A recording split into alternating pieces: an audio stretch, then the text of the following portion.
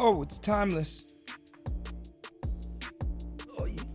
That could be a segue. You can throw it to me before you end up. Before it, yeah. Hit me with a quote. Yeah. That'll actually be a good way to know we're gonna wrap up. Do a mic check. Microphone check. 1, 2. Oh, it's timeless. You're unbelievable. Okay. Thank you, people. Hustle, evolve. Welcome home. Welcome home. Welcome home. Welcome home. Welcome back. Welcome back. This is what episode 2. Technically, yeah. Episode 2. And we missed you already. Listen, my name is Jonathan Lewis. I'm your co-host for today. Daniel Lewis, happy to be with you. And we are so excited to have this opportunity to speak to you again. And we hope that you have been enjoying the past episode and the pilot before that. And today's episode. Today's dope. I want you to kick it off. And let's take it from there. All right, let's jump right in because I want to get to what we got to talk about today. Because this episode, if we were to give it a title, Conquering the Chaos. Conquering the Chaos. That glory. is what it's going to be called. Conquering the Chaos. Conquering the Chaos. How do we conquer the chaos? Now, the reason why I'm so excited about this episode is because I don't care what business you're in. I don't care what place in life you're in. There is chaos. 100. If not, it's coming. And so are there strategies in how we can prepare for that chaos? Or can we turn some epic failures into epic comebacks? So we're going to find out today. I think I would like to ask you first. How did Tea by Daniel? How did Daniel's Chai Bar? How did I Am Daniel? How did Marskidding? How did all these companies that you started and some that are still active today, so many different industries, right? The main one, yes, being tea, but you did dabble into other things. But that one word, like you said, exists in all industries, chaos. A, I want you to explain what that chaos was, and B, how did you overcome it, or are you still overcoming it? Jeez, right? When I think about, so I'm going to try and go at it this way. When I think about all my ventures, is there a common chaos that I've noticed throughout all my ventures? And because my wife and I bootstrapped all my businesses. And for those who might not know, what bootstrapping means is you started from the bottom. Can you edit that in I don't want to get... We'll try something. Copyright, we'll try something. Started from the bottom now. We're literally starting from the bottom. When we started Tea by Daniel, I was working at Domino's Pizza, delivering pizzas. And so when I get this idea, I didn't have any money. I didn't have any money to start. I didn't have any bank loans. I didn't even know about any of that stuff. No funding. It was just, what was the last paycheck? What can I take from it? Yeah. Right? Now, that's cool. And I always believe that you can start a really good business, especially when you're not worried about debt so early on. But that comes with its challenges. Didn't have the funding to grow quickly. Didn't have the funding to implement ideas right away. Didn't have the funding to fulfill orders even. So that was the tea company, right? Then we got into the stores and stuff like that. Again, we weren't able to scale it quickly because of funding. Started the marketing company. Wasn't able to get it to the level I believed it could be at. Hire outsourced graphic designers, all this stuff, make it a huge firm. We did well. But funding. You guys... we did well. That did... Don't get it twisted. They did well. Right? Yeah. But again, it's just in terms of what it could be or the scale and the magnitude of the business, limited by funding. Again, there was a chaos in how we had to get around that issue. And then when you look into even Daniel's Chai Bar, when you look into my books, I have 4 books published. 2 of them are in chapters. That's 1, quotes. And I also have How, which is an autobiography. How did you do that? Good one, John. Dad joke. But when you look at just all my ventures, funding was just that. It's always a common denominator. Thing. Yeah. And I know that's very common for a lot of entrepreneurs is, how do I get funding? So I'm going to answer that. So one of the ways is you just take the turtle approach. The turtle approach is slow and steady. Start small. Slow and steady. Break that down. What was slow and what was steady? So understand that you're not gonna. So I was in the tea industry. You're not gonna be Starbucks tomorrow. You're not gonna be David's Tea tomorrow and have all these stores. You're not gonna be Tivana at the time. All these stores. Just understand your place. I paid $60 to set up a table in a school event where we get to sell to the parents. Right? The parents come. They check out all these craft vendors. $60. I get the table. I sell my tea. I make $250. I take from that profit and get into 2 more events. Yeah, you're talking about this in the other episode. Right. Yeah. That's what I mean, right? Just slow and So steady. are you, I don't want to cut you, I want you to continue, Yeah, but yeah. are you saying then take from your profit, and reinvest? Yeah. Don't try to live that life or expand too quickly. Just take from what you make. Because really and truly, and if you break business down to its simplicity, you buy something for $1, you give it value, and you sell it for 10. That's what you're doing in whatever magnitude. So take from that. And then get into, scale it a little bit, That will solve your money problem in some cases if you just take that approach. That's one way. Second way, you should be applying to every pitch competition and every grant application. Yeah. If you are not applying to the grants that are available, they are granting you money. Why are you not applying? See, but it takes time. Do you have that time? Do you have that patience? I create Mac notes on my MacBook of the common answers to the questions for these applications so that I could get through them quickly. Find them, search them, apply. See all the grants that are available, right? And then there's love funding. If you have family that's close by, I say, John, lend me $300 and I'll pay you back. It's love funding. These are just the basic ways. Basic 101, yeah. Right? And I could go on with a lot more ideas, which I will. So are you saying, in a nutshell, don't take profits right away and apply for grants? Get all the funding that's available to you. Government, grants, low interest loans if you want. So you say that cautiously. Cautiously. Yeah. Because you know what the number one killer of business? You want real chaos? One of the number one killers of business from day one? Debt. Yeah. Because you're just worried about paying back the person who lent you the money, institution that lent you the money, and you're not focused on your vision. We talked about that, right? And so I say debt can be, it's not always, but can be one of the biggest killers of dreams. So I always like to say, what is just the way I could hustle with what I'm doing, or use your job. Yeah. See, that's my answer. Use your job. Yeah. So let's swing it over to you. Yeah. What would you say? What? Ask me the question. So let me ask you the question formally. Yeah. What is the question? I don't know. Oh, how did you overcome the chaos? How did you overcome the chaos? Yeah. So first of all, what was the chaos? What was the chaos? So my answer is a lot shorter and less chaotic than yours, because for 12 years I've dabbled with one thing, whereas with you've dabbled in All like kinds of so stuff. many different things, right? So the obstacles you had with marketing was different than your tea stores. The obstacles you had with your books was different than your marketing company. Like, it's different. But for me, it's just been videography and photography. So again, how we started was, again, we've talked about this, borrowed camera. A lot of friends that were baby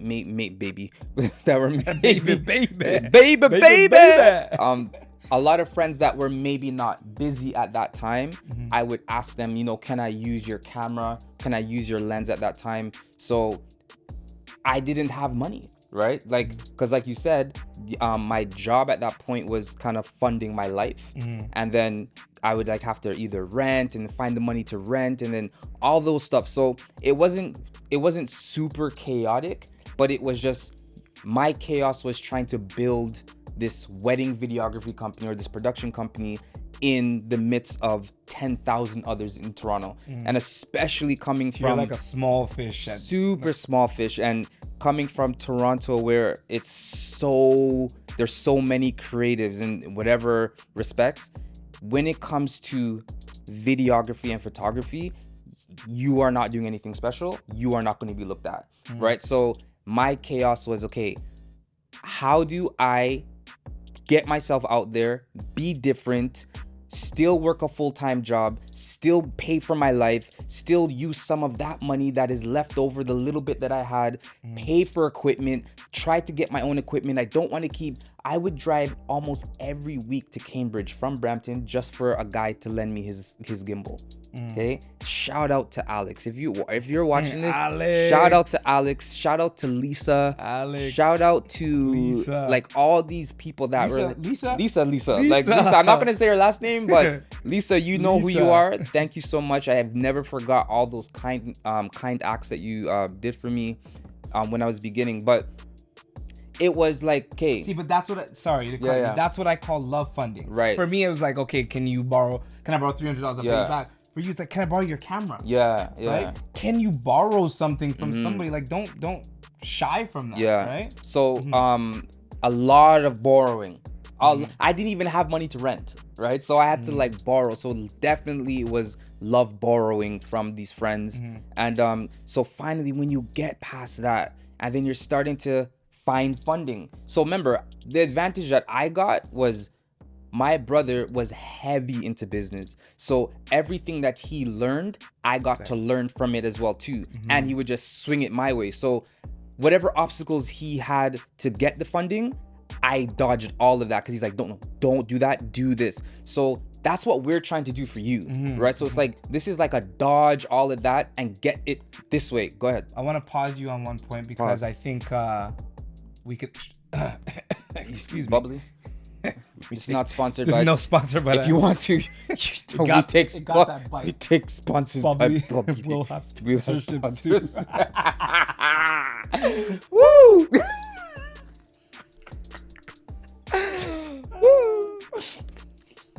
Good loser. Go ahead. What I was gonna say was, That's funny. what I was gonna say is, you talked about being a small fish. Small. And I don't want to divert too much from the question, but you talked about being a small fish in the Toronto creative market. Okay, so what about that small fish right there in their industry? What started to happen? What is the answer? How did you step up to, what's your accolade right now? Oh, where do you want to start? I'm Excuse joking. me. No, it's not. It's nothing big. It just, Why are you smiling? I don't know that. So top 6 in the 6. Okay. Wedding videography. Right. Published author, published photographer. Not me, dog. Published photographer. Don't want to write, just whatever. And yeah, that's pretty much Right. it. So what did you do? How did you go from small fish? Because it's not a money solution. Absolutely not. Money doesn't solve creativity per No. se. So what did you do?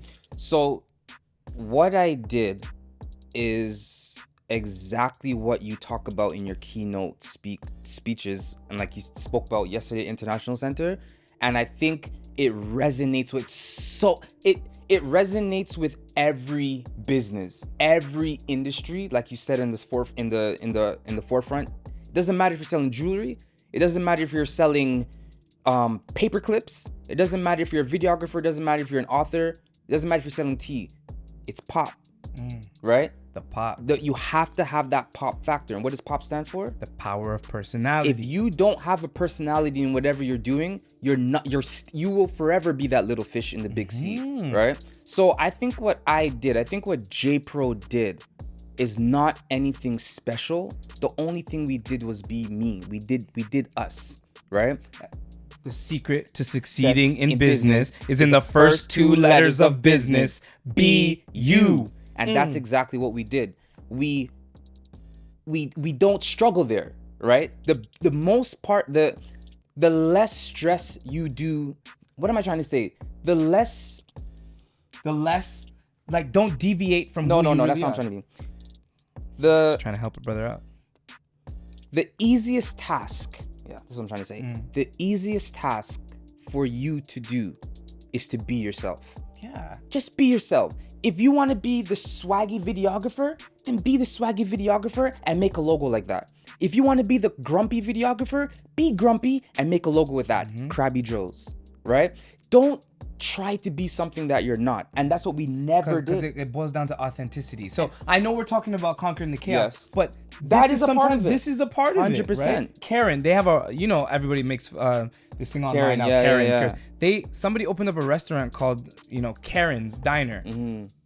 and they swear at you. The moment you walk through the door, they dash the menu on the ground and tell you to pick it up. Yeah. Shut your mouth when you ask for things, and it's like, And it's going they're viral. thriving. Why?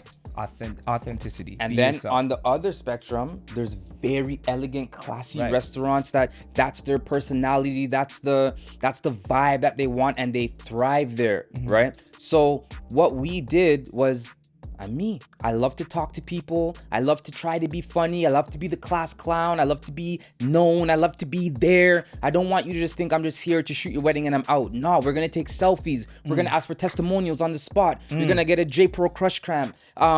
There's little things that you can do that shows off your personality that is unique to you because it is you, right? So am I hearing that creativity was a way to come out of the chaos of being a small fish? I think creativity is a very wide brush. Like, I think being you is not really necessarily being creative. It's being unique, right? Being unique and being creative, I think, are two different things. Because you could creatively be yourself, but when you're just being you, this is who I am, I think that's just you being unique because there's no one else like you. Okay, so we got some tips on funding, love funding, grants, just reinvesting your profits, and these are ways to kind of conquer the chaos. At the outset, talk to me about an epic failure and how you were able to turn it into an epic comeback. Ooh. Take a bubbly, or but I want to know, because sometimes we try things and it just doesn't work, or we have a fail moment. Yeah. We all do. How do we bounce back? I think I'm gonna be honest, I don't know if I have an epic fail, because I think doing business for 12 years, every day you run into these failures that you have to like adjust immediately and you have to correct immediately. Now, there was a moment where it's like, okay, somebody asked me to do something called, what is very popular now, called the same day edit, right? And I took on the task knowing I didn't know how to do it, but I wanted to challenge myself, right? And doing a same day edit wedding, basically, for those that don't know, is what we present to you in 3 months after your wedding. I was doing it in 2 hours the day of the wedding. And I've never done that before. Like pressure, so timeline. the pressure, the timeline, the uploading, the exporting, the editing, and the person trusted me to do it, right? And I told them, like, I've never done this before, but I took it on as a challenge and a task that I wanted to overcome, because all the guys that were really doing wedding videography, they offer it, and we never did it because I was scared of that challenge. So I took it on, and only to know that years later, that's what we're known for, our same day edits, right? So You took the plunge. I took the plunge, I took the risk, I risked it all. I let the couple know, like, hey, I've never done this before, but it was a risk, a challenge, a task that I was willing to take, and now I could do it with my eyes closed. If I was to tell you to turn that into advice for our viewer, what would you say? I would say that regardless of whatever business you're in, I think you know your customer, you know your situation. Sometimes there are some times that you need to take a risk and a bet on yourself, right? Because sometimes we undercredit ourselves, we undervalue ourselves. And when you just like, you know what? Today I'm jumping in the deep end, no floaty. And you start to swim, you start to float. So that's what it was for me. That's why I wouldn't say Hashtag no noodles. hashtag no noodles. So what I would say is, for me personally, that was one of the most nervous points of a videographer for me personally that I experienced, because I've never done this before, and I took a bet on myself, and I appreciate the couple taking a bet on me, and I overcame, right? So I would say to you, whatever you do, whatever you're doing, whatever you're endeavoring to do, take a bet on yourself. Go master something. Go fail, right? With my Pixel Room workshops, the slogan is, we're making mistakes beautiful. Hang on. Big fact alert. The slogan is, we're making mistakes beautiful. Making mistakes beautiful. Is that possible? It's possible. I like that. Making mistakes beautiful. It's funny because I'm gonna put you on blast, but when you were a rapper back in the day, didn't you have something about like no mistakes? No. No mistakes, All right. Mixtape. Vault. Ooh, That's the vault. Yeah, they don't need to know about all that. We'll put that away. But I want to address the same. So when I think about epic failure that turned into an amazing. Oh yeah, you. Well, I have tons. But Oh. I'm gonna actually talk about one that I don't, maybe you faced, maybe you will face, but I think it's a good teachable moment. So we're looking to expand our business now, and we hear that one of the best ways to do that is to find distribution. So get the tea, instead of selling tea one-on-one, to Jane and Sandy, Erica, get a distribution partner that you can sell to that will distribute it across Canada. Or to whatever market you're looking to do. So we're like, okay, let's set out to get a distribution. So we got this packaging made across the sea, all luxury. We're going for the high-end tea market. Inside was silk. So, like we went all. It already sounds like it's. You could see the setup already, right? So we said we are going to get into every high-end hotel. We are gonna blow our competitors out the water when it comes to luxury tea. So we designed it black, gold, silk inner lining, everything. Okay, beautiful. And so we approved the shipment, got the first batch. Was just a small batch just to make sure product quality was good. And we took. You're getting calls, bro. Sorry. Answer that. No, we're good. Answer that. Yo, we on business all day, baby. Hustle movie balls. So we get this first shipment, small shipment, but I'm like, I'm gonna take this small shipment and I'm going to find a big client. Mistake. This which goes back to what you originally said, step by step. Yeah. Stop. Don't rush the process. Think about what I'm saying here.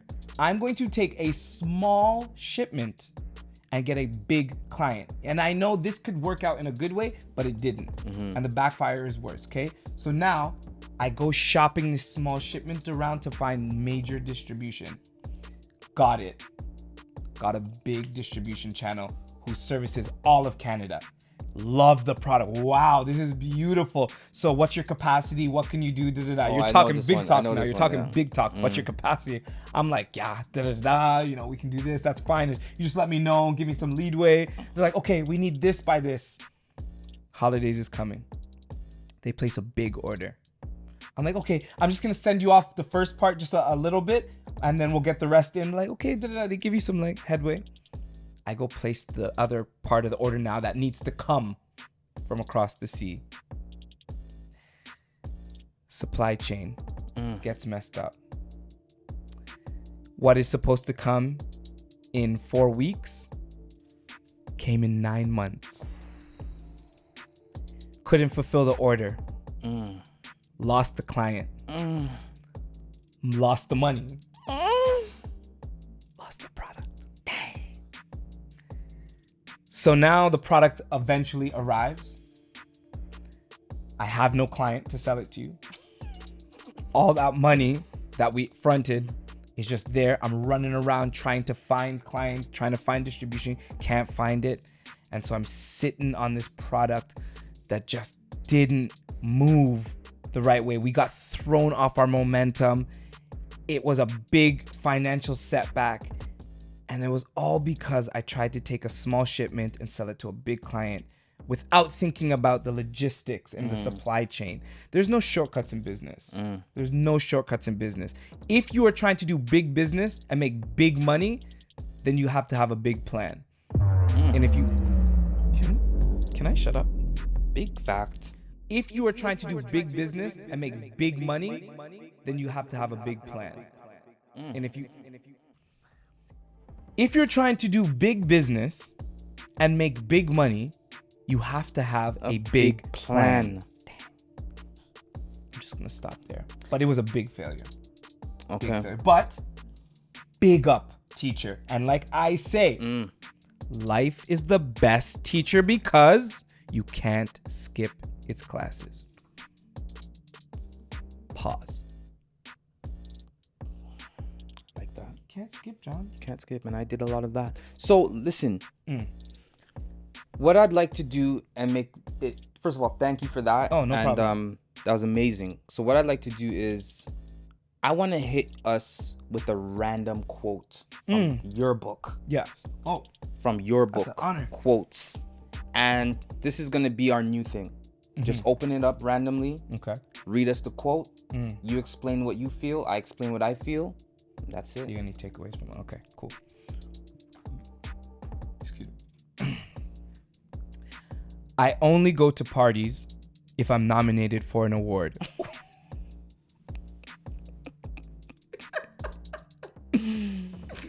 John. That's great. I only go to parties if I'm nominated for an award. Explain.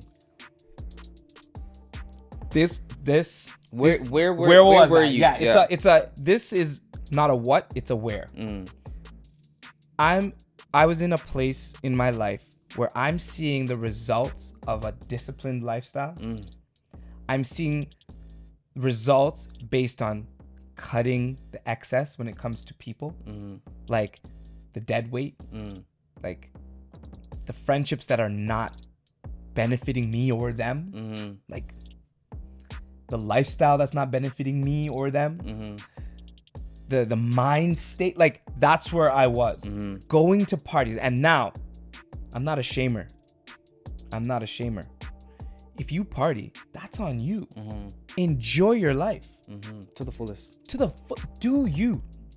But when I stand in a party now, which I don't, but if I was to stand in a party now, I'm more trying to figure out how to buy the club or buy the venue. It's a mindset change. It's a mindset change.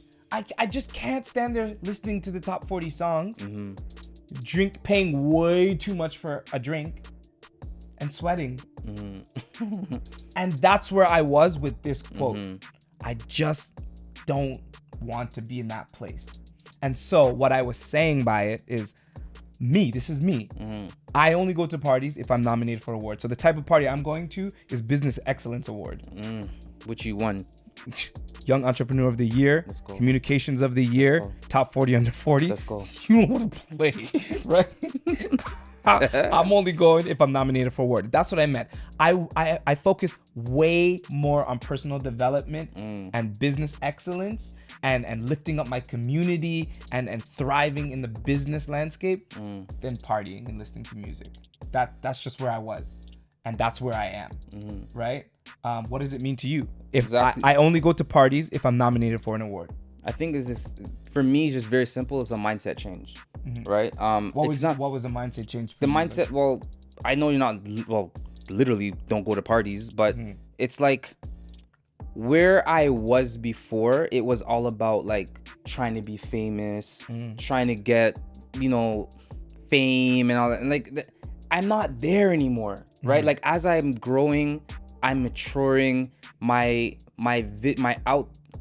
outlook on life is changing, and it has changed, and it's still changing, and I don't care about certain things the way that I used to. Like you said, like I don't want to be in big circles. I don't want to be in big crowds. I want to be around people that I'm going to benefit and that they're going to benefit me. I want to have people around me that have the same mindset as me. People of value. Like if we can't discuss something that is going to benefit both of our lives, then we don't need to be talking. And it's not that I'm rude. I think I'm very friendly, but my mindset is if I can't help you and you can't help me, this shouldn't happen. And that's what, there's no point in me coming to you. There's no point. You said something to me the other day that has made me cancel a lot of meetings, where it's like at the end of the convo, at the end, not the beginning, because the beginning is always cool. In the middle is always cool. At the end of the convo, when it's like, all right, my guy, all right, my girl, whatever, what did you walk away with? What did you actually go home now to your wife in my case, to my kids in my case, to my family in my case, to benefit me, to move me forward from that convo, from that person, from that encounter, from that time wasted or used or invested? What did I benefit from it? And if that is not happening, I'm not available. So the party to me is not an actual party, which it could be, but it's more that. If we're not going to benefit each other, the conversation, we're not benefiting from each other. So I'm out, right? Right. Well, I mean, I only go to parties if I'm nominated for an award. But listen, in this huge, crazy world of business, there's a lot of chaos. But whenever you want a place to come and get fueled, to hustle, to move, or to evolve, welcome home. Hustle, move, evolve. Welcome home. Welcome home. Welcome home.